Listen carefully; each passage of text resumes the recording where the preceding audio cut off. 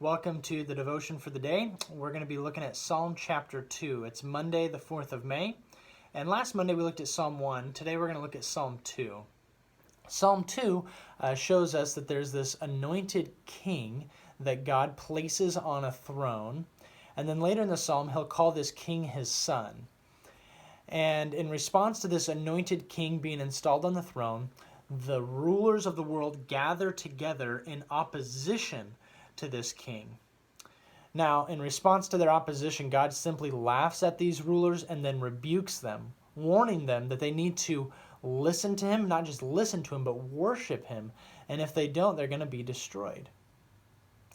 And we as Christians clearly see Jesus fulfilling the role of the anointed king and the Son of God language that we find in this psalm. We clearly see that this is who it's pointing to.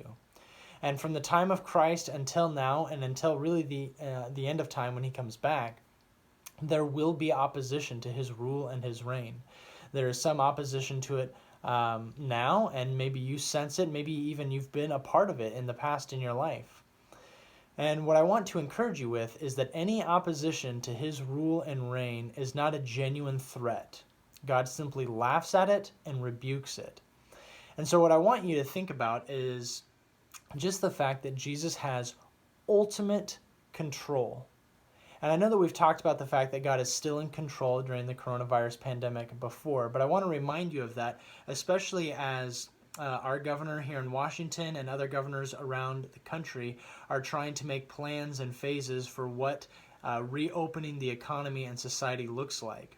And I just want to encourage you that even as they make their plans, Jesus is still the one who is ultimately in control. And if any of their plans are in opposition to his, that's not a genuine threat to his rule or his reign. And so you can trust that Jesus, the King of Kings and Lord of Lords, is still in control of all things. And so as we consider plans and start trying to figure out what getting back to normal life, quote unquote normal life, is going to look like, you can rest assured that Jesus is at the helm of this ship. He is steering it, and he is good. And so you can trust him in that.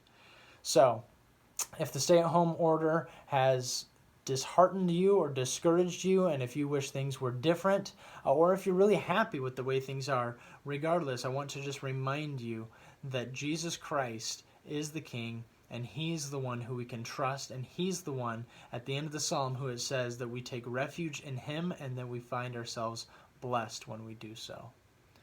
So let that encourage you guys today, and we'll see you tomorrow.